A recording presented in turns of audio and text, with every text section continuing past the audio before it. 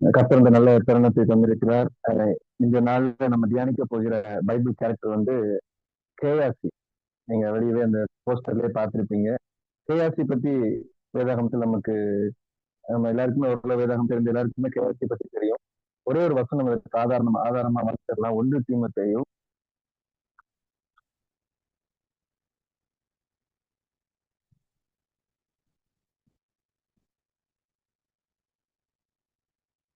6வது அதிகாரம், 1 தீமோத்தேயு 6வது அதிகாரம் 10வது வசனம்.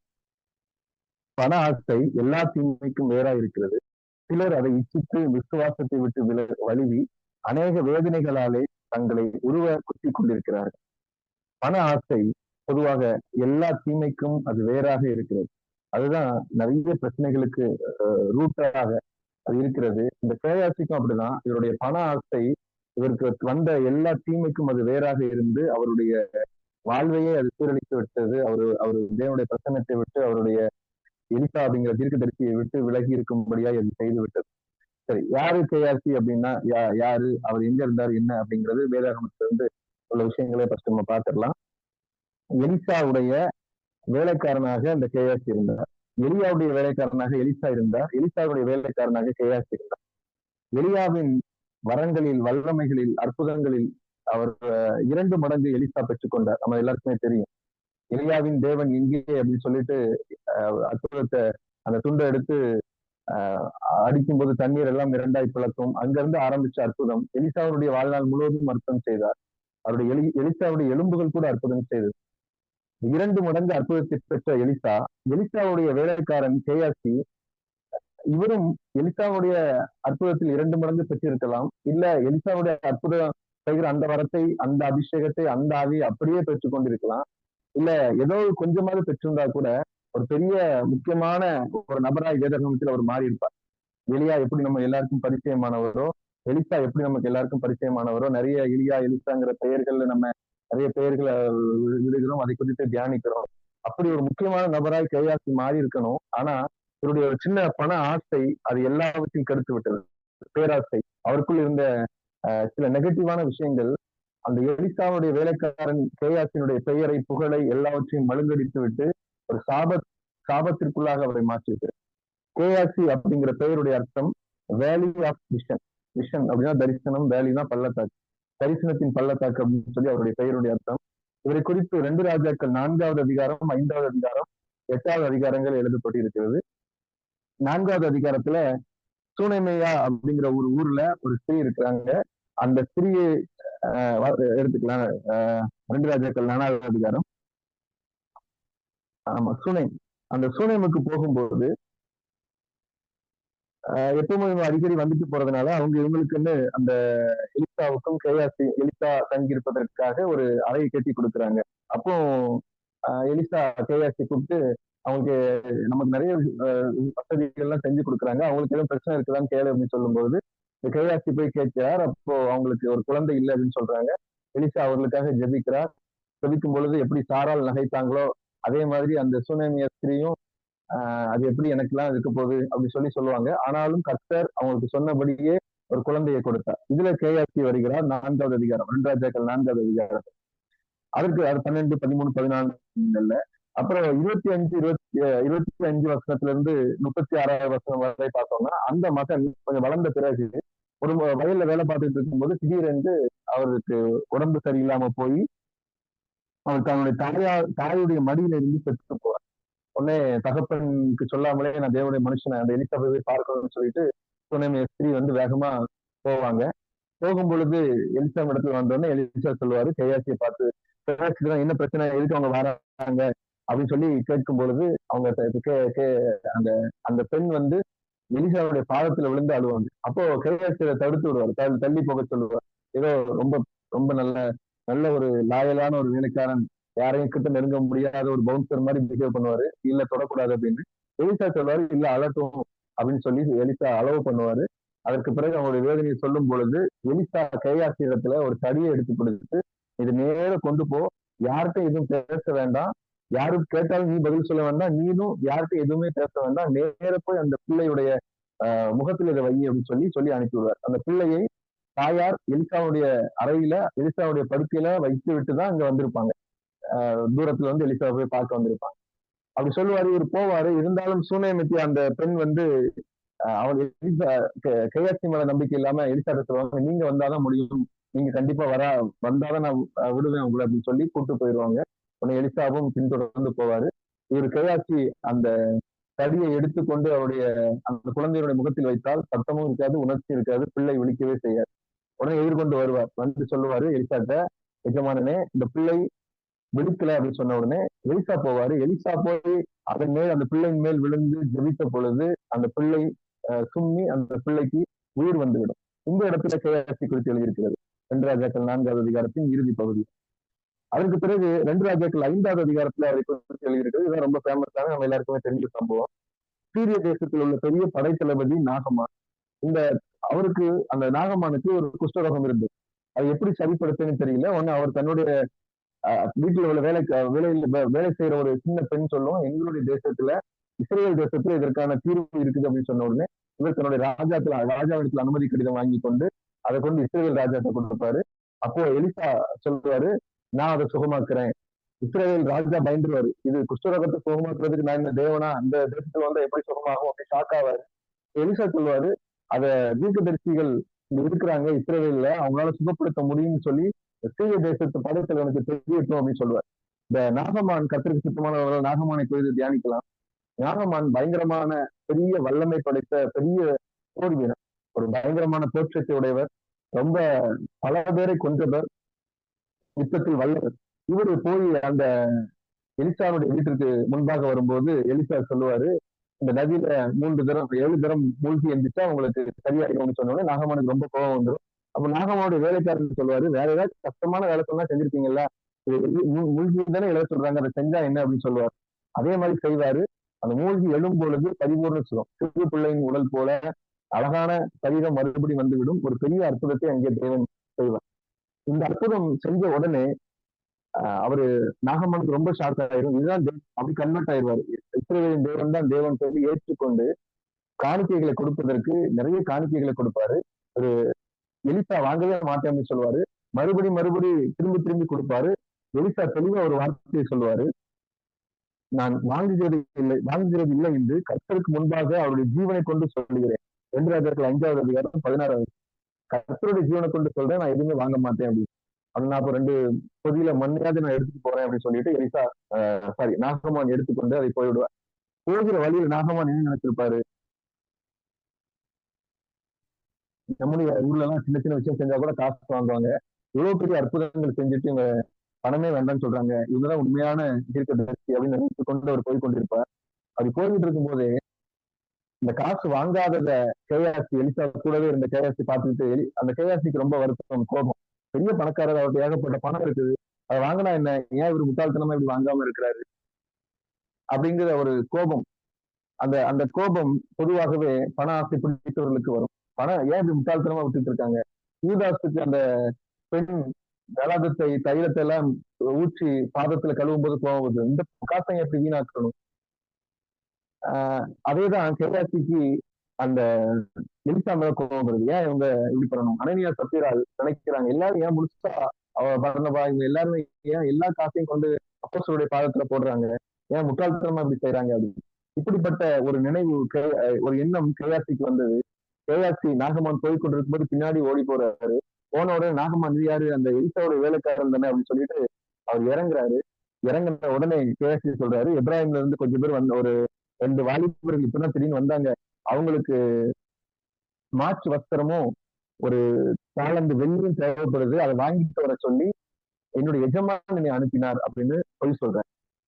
கர்த்தருடைய ஜீவனை கொண்டு நான் வாங்குவதில்லை அப்படின்னு சொல்லி எலிசா சொல்லி இருக்க, என்னுடைய எஜமான் என்னை அனுப்பினான் என்பது அந்த புறஜாதியா இருந்த அப்பொழுதுதான் கன்வெர்ட் ஆயிருக்கிற அந்த நாகமானுடைய மனதுல என்ன விளைவை ஏற்படுத்தும் அப்படிங்கிறது ஒரு கொஞ்சம் கூட யோசிக்கவே இல்லை.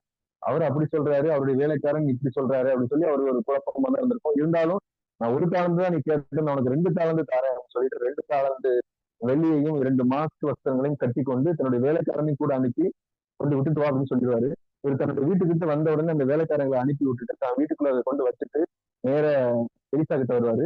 எலிசா கேட்பாரு, எங்க போயிருந்த, நீ எங்க இருந்து வார, கேயாசியே நீ எங்க இருந்து வார அப்படின்னு கேட்கும்போது எலிசா சொல்லுவாரு, இந்த அடியான் எங்கும் போகவில்லை அப்படின்பாரு.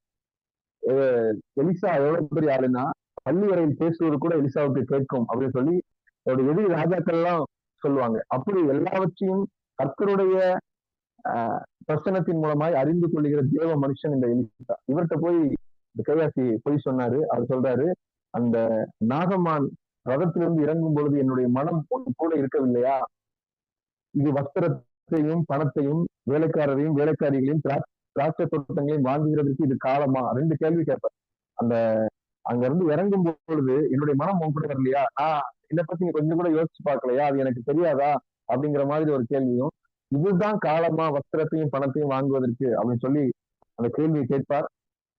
கேட்டுட்டு சொல்லுவாரு, அந்த நாகமானை விட்டு நீங்கின குஷ்டரோகம் உனக்கும் உன் சந்ததிக்கும் எப்பொழுதும் அது இருக்கட்டும், அது பிடித்துக் கொள்ளட்டும் அப்படின்னு சொல்லி அந்த மேலான அந்த பெரிய வியாதி, ரொம்ப மோசமான அகரமான வியாதி, அந்த உறைந்த மலையை போன்ற வெண்குஷ்டம் கைராசியை பிடித்துக் கொண்டது. 8வது அதிகாரத்துல ராஜாவுடைய சமூகத்துல கைலாசி எலிசாவை குறித்து விசாரிப்பதற்காக அங்க ராஜா கைலாசி இடத்துல பேசுவாரு. எலிசா என்ன செஞ்சாரு, என்ன அதிசயம் செஞ்சாரு அப்படின்னு கேட்பாரு. அதுக்கு விவரமா சொல்லுன்னு சொல்லுவாரு.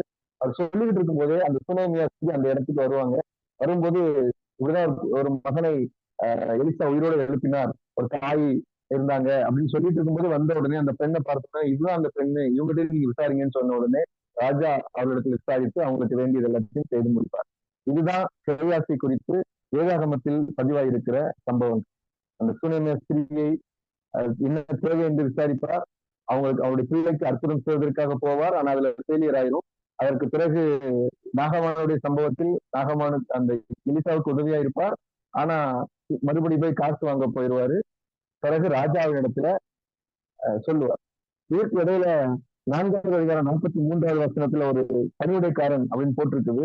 அது கைலாசியாகத்தான் இருக்கும் என்று சொல்றாங்க. கொஞ்சம் இருக்கிற சாப்பாடு எப்படி 100 பேருக்கு முன்னாக இதை வைப்பது அப்படிங்கிற அவிசுவாச ஒரு வார்த்தை, அது நிச்சயமா கையாசி தான் சொல்லியிருப்பாரு அப்படிங்கிற மாதிரி சொல்றாங்க. அப்படி இதே இவ்வளவுதான் கையாசி குறித்து இந்த இடத்துல வந்திருக்கிற சம்பவங்கள். நாகமானுக்கு இருக்கிற ஒரு விசுவாசம் கூட கையாசிக்கு கிடையாது. நாகமானுக்கும் கையாசிக்கும் உள்ள விஷயங்களை பார்த்தோம்னா, நாகமானுக்கு தேவனை குறித்த அறிவு ரொம்ப கம்மியா தான் இருந்தது. ஆனா கையாசிக்கு தேவனை குறித்த ரொம்ப அறிவு அதிகமா இருந்தது. நாகமான் ஒரு தேவனுக்கு சம்பந்தம் இல்லாத ஒரு கோத்திரத்தில் பிறந்த சீரிய தேசத்தை சேர்ந்தவர். ஆனால் கையாசி இஸ்ரேல் கோத்திரத்தை சேர்ந்தவர். நாகமான் செய்து வந்த வேலை கர்த்தருக்கு பிரியம் இல்லாத வேலை. அவருடைய வேலை என்னன்னா கொல்றதுதான். படைத்தலைவன்னா அதான் கொள்வது, ஜனங்களை கடினமாய் நடத்துவது, அதுதான் அவருடைய வேலை. ஆனா கையாசுடைய வேலை ஃபுல் டைம் மினிஸ்டர், மினிஸ்ட்ரி பண்றவர், முழு நேர தேவனுடைய ஊழியக்கார். நாகமானுக்கு தேவன் மேல அதிக விசுவாசம் இருந்தது. ஆனா கையாசிக்கு தேவன் மேல விசுவாசம் ரொம்ப குறைவா இருந்தது. நாகமானுடைய செயல்கள் தேவன் மேல் அவர் வைத்திருந்த விசுவாசத்தை காண்பித்தது. கையாசினுடைய செயல்களோ தேவன் மேல் அவர் வைத்திருந்த விசுவாச குறைவை காண்பித்தது. அதனால நாகமானுக்கு இருந்த குஷ்டரோகம் அப்படியே கேயாசிக்கு அது டிரான்ஸ்பர் ஆயிடுச்சு. நம்ம எங்க இருக்கிறோம், யாருடன் இருக்கிறோம் என்பது முக்கியம் அல்ல, நம்ம எப்படி இருக்கிறோம் அப்படிங்கிறது ரொம்ப ரொம்ப முக்கியமான ஒரு விஷயம். கேயாசிக்கு இருந்த வாய்ப்பு, கேயாசினுடைய தலைவர், கேயாசினுடைய பாஸ்டர், சீனியர் பாஸ்டர், கேயாசி சார்ந்திருந்த அந்த ஊழியத்தினுடைய தலைவர் சாதாரண ஆள் கிடையாது. மரித்தோரை உயிரோடு எழுப்பினவர். அந்த கூடவே இருந்து சம்பவத்தை பார்க்கிறார். மரித்தோரை உயிரோடு எழுப்பினவர், பிள்ளையே பிறக்காது, இனிமே காலம் கடந்து விட்டது அப்படின்னு சொல்லும் போது அவருக்கு குழந்தை பிறக்குவதற்கு ஜபித்தவர், தீர்க்கதரிசனம் சொன்னவர், பல அற்புதங்களை செய்தவர். சொல்ல முடியாத பல அற்புதங்கள், யாராலும் செய்ய முடியாத பல அதிசயங்களை அற்புதங்களை செய்தவர். இதெல்லாம் கூடவே இருந்து பார்த்து கொண்டிருந்தாலும் இவருக்கு தேவன் மேல ஒரு ஒரு கனெக்ஷன், ஒரு தொடர்பு, ஒரு விசுவாசம் வராமலே இருந்தாரு. ஆனா ஆசையிலே இருந்தார். யூதாஸ் இதே மாதிரிதான் இருந்தார். அவர் இயேசுவோடு கூட இருந்தார். உயிர்த்தெழுதலை பார்த்தார், அற்புதங்களை பார்த்தார், அடையாளங்களை பார்த்தார். ஆனா பண ஆசை அவர் கூடவே ஒட்டிக்கொண்டே வந்தது. பேராசை அவர் கூட ஒட்டிக்கொண்டே வந்தது. கடைசியில அவருடைய முடிவு மோசமா இருந்தது. அதே போலதான் கேயாசியுடைய முடிவு, பண ஆசை கூடவே வந்தது. எப்பொழுதுமே ஊழியத்தில் இருக்கிறவர்கள், தேவனுடைய பொறுப்பில் இருக்கிறவர்கள் பொருளாசை இல்லாமல் பண ஆசை இல்லாமல் இருக்கும். யாத்திராகமம் 18 அதிகாரம் 21வது வசனத்துல போட்டிருக்குது. அந்த மோசே தனக்கு கீழே அந்த எத்ரோவின் ஆலோசனைப்படி 100க்கு அதிபதி, 1000க்கு அதிபதி, 50க்கு அதிபதி, 10க்கு அதிபதி இவங்கெல்லாம் ஏற்படுத்தும் பொழுது அவங்க பொருளாசை விருப்பவர்களா இருக்கணும் அப்படின்னு சொல்லிதான் பொருளாசை வெறுக்கிறவர்களை தான் அவர் அதிபதிகளா ஏற்படுத்தினார். அவர்களுக்கு தான் அதிகாரத்தை கையிலே கொடுத்தார். கொலைச்சியர் 3வது அதிகாரம் 5வது வசனத்தில் எழுதப்பட்டிருக்கிறது, விக்கிரக ஆராதனையாகிய பொருளாசை. இந்த பொருளாசை விக்கிரக ஆராதனைக்கு சமம். எபிரேயர் 13:5 போட்டிருக்கு, பண ஆசை இல்லாதவர்களா நீங்க இருங்க, அப்படி நடந்து கொள்ளுங்க அப்படின்னு சொல்லி போடப்பட்டிருக்கு. இந்த பண ஆசை கேயாசிக்குள் வந்தது, பேராசை கேயாசிக்குள் வந்தது, பல பாவங்களுக்குள் கேயாசியை நடத்தியது. கர்த்தருடைய நாமத்தை அவர் வீணிலே வணங்கினார். கர்த்தருடைய ஜீவனை கொண்டு சொல்கிறேன், நான் எப்படியாவது பணத்தை போய் வாங்கிட்டு வந்துடுவேன் அப்படின்னு சொல்லிட்டு போறாரு. கர்த்தருடைய நாமத்தை தேவையில்லாம அவரு வழங்குறாரு. நேர போய் என் எஜமான் என்னை அனுப்பினார் அப்படின்னு சொல்லிட்டு பச்சையா அவர் பொய் சொல்றாரு. நாகமான்ட்டையும் பொய் சொல்றாரு. இங்க இருந்து உங்க அடியன் எங்கும் போகவில்லைன்னு சொல்லிட்டு எலிசா இடத்துலையும் பொய் சொல்றாரு. அப்ப அந்த பண ஆசை தேவனுடைய நாமத்தை வீணிலே வழங்க செய்கிறது. அந்த பண ஆசை பொய் சொல்ல வைக்கிறது. தேவனுடைய பெயரை கெடுப்பதற்கும் தன்னுடைய ஊழியக்காரனுடைய பெயரை கெடுப்பதற்கும் அது அந்த சூழ்நிலையை அது ஏற்படுத்தி கொடுத்து விடுகிறது. எப்பொழுதுமே பாருங்க, ஊழியக்கார ஸ்தானத்தில், அதாவது தேவனுடைய ஸ்தானத்தில் இருக்கிற ஒருவர் எஜமான் என்னை அனுப்பினார் அப்படின்னு சொல்லிட்டு தேவன் தனக்கு கொடுத்த பதவியை, தன்னுடைய அந்த அந்த எலிசா அவருக்கு கொடுத்த அந்த ஆவிக்குரிய பதவியை உலக பிரகாரமான தேவைகளுக்கு பயன்படுத்துகிறார். இது ரொம்ப ஆபத்தான விஷயம். தேவன் கொடுக்கிற ஆவிக்குரிய ஸ்தானத்தை உலக பிரகாரமான பொருட்களை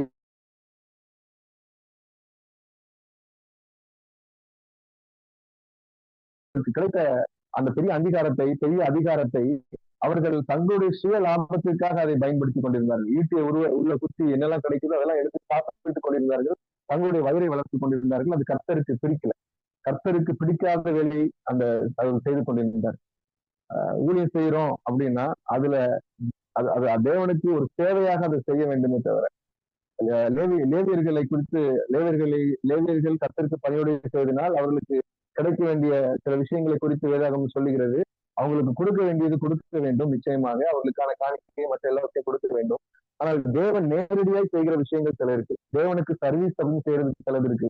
அவருக்கு ஆராதனை நடத்துவது, ஆலய ஒழுங்குகளை பராமரிப்பது, மற்ற காரியங்களை செய்வது, இதெல்லாம் நம்ம மனுஷராய் தேவனுக்கு செய்வது, அதற்கென்று பணம் பெறுவது, கொடுப்பது, அதெல்லாம் வழக்கமாக இருந்தது. ஆனால் தேவனே செய்கிற சில டைரக்ட் ஆக்ஷன் ஃப்ரம் காட், தேவன் செய்கிற தீர்க்க தரிசனம், தேவன் செய்கிற அற்புதம், தேவன் செய்கிற விடுதலை, இதற்கெல்லாம் பணத்தை கிரயமாய் பேசுவது என்பது ரொம்ப ரொம்ப ஆபத்தான ஒரு விஷயம். வேதம் சொல்கிறது, இலவசமாய் பெற்றீர்கள், இலவசமாய் கொடுங்க, குஷ்டரோகியை இங்க சுகப்படுத்துங்க, அதெல்லாம் இலவசமா அதெல்லாம் செய்யுங்க அப்படின்னு சொல்லியிருக்கு. ஆனா அந்த கேயாசி தேவன் செய்ததில் தனக்கு காசு வர வேண்டும் என்று எதிர்பார்த்தார். அது ரொம்ப ஒரு ஆபத்தான ஒரு விஷயமாய் மாறிவிட்டது. இந்த கேயாசி இடத்துல இருந்து நம்ம என்ன கத்துக்கலாம் அப்படின்னா, சில விஷயங்களை நம்ம கத்துக்கொள்ளலாம். ஒன்று,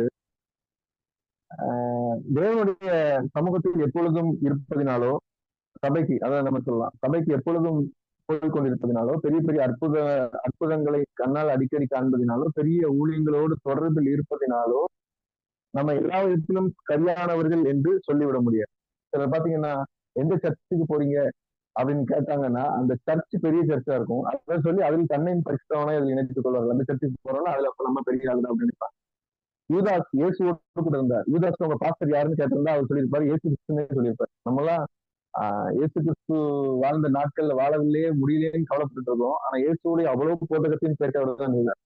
எவ்வளவு ஒரு உயர்ந்த இடத்தில் இருந்தாலும் கர்த்தருக்கு தொடர்பு இல்லாமல் ஒரு மனிதனால் வாழ முடியும் என்பதற்கு கேயாசி ஒரு உதாரணம்.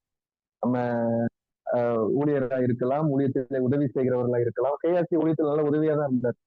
போய் எடுத்துட்டு வந்தாரு, போய் அனுப்பி விடுன்னு அனுப்பி விட்டாரு, போய் விசாரிச்சு வந்தாரு, கம்ப கொண்டு போய் வையின்னா வச்சுட்டு வந்தாரு, இதெல்லாம் செஞ்சாரு. தேவனுக்கும் அவருக்கும் எந்த தொடர்பும் இல்லாமல் இருந்தது. அப்படி இருப்பதற்கான வாய்ப்புகள் உண்டு. அதனால நம்ம ஒரு பெரிய காங்கிரிகேஷன் கூட, பெரிய சபை கூட, பெரிய பாஸ்டர் கூட இணக்கமா இருப்பதினால், அவர் பெரிய பாஸ்டருக்கு நம்மை தெரியதினால் நம் தேவனுடைய ராஜ்யத்திற்கு போய்விட முடியும் அப்படின்னு நினைச்சிடக்கூடாது. தேவனுக்கும் நமக்கும் தனிப்பட்ட தொடர்பு ரொம்ப முக்கியம். இவர் அந்த பிள்ளைகிட்ட போய் ஜெபம் பண்றாரு, அந்த தடியை வைக்கிறாரு, எழுத்த நினைச்சிருப்பாரு கையாசிட்டு, அந்த தடியை கொண்டு போய் கொடுத்து அந்த பிள்ளை எழுதிட்டோம் அப்படின்னு சொல்லும் பொழுது நம்ம தன்னை மாதிரி எலிசா கையாசி நினைச்சிருப்பாரு. எலியாட்டு இருக்கும்போது எலிசா எவ்வளவு துடிப்புள்ளவரா இருந்தாரோ அதே போல கையாசியும் இருப்பாரு. இவர் போய் தடியை வைப்பாரு, ஒருவேளை உயிர் வரலனாலும் போராடி ஜெபித்து உயிரை கொண்டு வந்துருவாருன்னு பார்த்தா தடியை வைக்கிறாரு, இல்லைன்னு திரும்பி பதில் சொல்ல வந்து விடுகிறார்.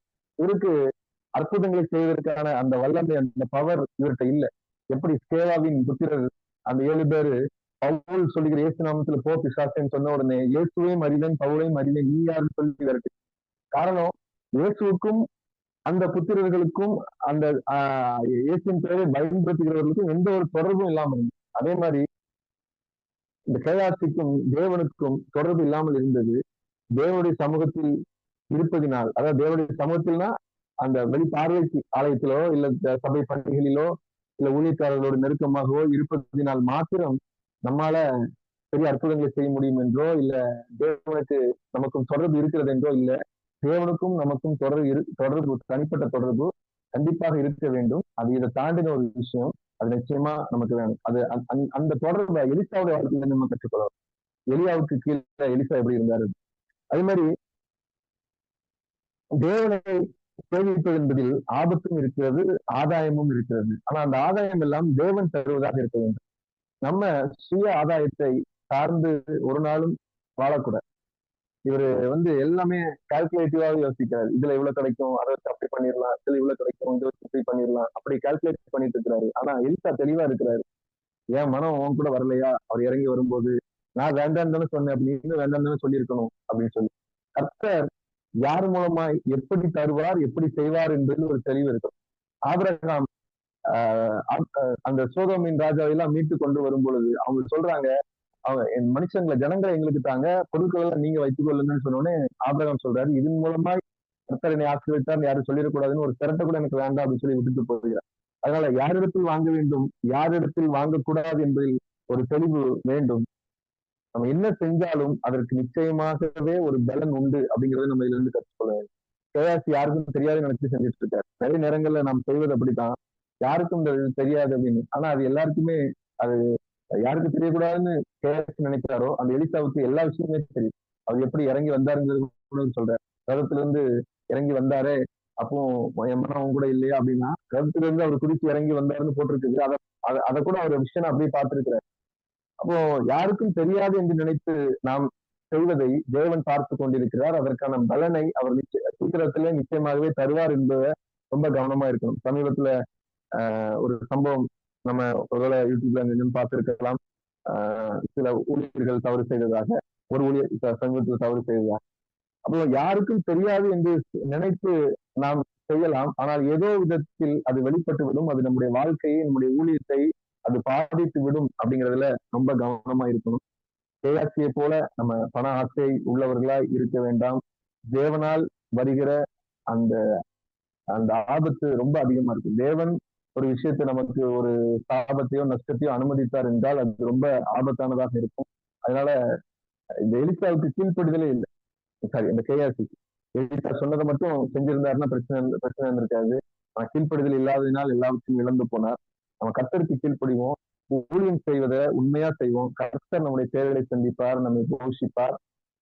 நம்ம பொய் சொல்லியோ தேவனுடைய நாமத்தை பயன்படுத்தி அதை பணத்திற்காகவோ பொருளுக்காகவோ தேவையில்லாத காரியங்களுக்கு பயன்படுத்தி அதன் மூலம் சாபத்தை வருவித்துக் கொள்ள வேண்டாம். அதனாலதான் அப்படிங்கிற விஷயத்தை இன்னைக்கு கேஎஸ் நம்ம கற்றுக்கொள்ளலாம். ஏதோ ஒரு நோக்கத்திற்காக கேஎஸ்சி குறித்து பேசுவதற்கு கர்த்தர் இந்த நாளை நமக்கு கட்டளையிட்டு இருக்கிறார். அதனால நம்ம கர்த்தரை ஆராதிப்பது, கர்த்தரை அறிவிப்பது, கர்த்தரை குறித்த காரியங்களை செய்வது எல்லாம் பொருளாசை அதற்குள்ள வந்துட வேண்டாம். கர்த்தர் போஷிப்பாரு, கர்த்தர் நிச்சயமா தருவாரு, கர்த்தர் ஆசீர்வதிப்பாரு, அதெல்லாம் உண்மை. இதே எலிசா கர்த்தர் எப்படி போஷித்தார் நமக்கு தெரியும்.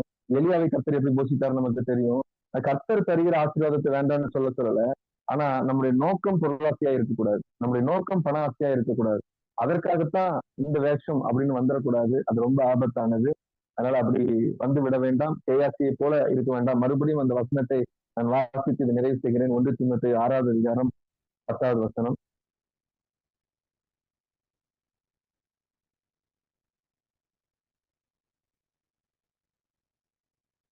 பண ஆசை எல்லா தீமைக்கும் வேறாயிருக்கிறது.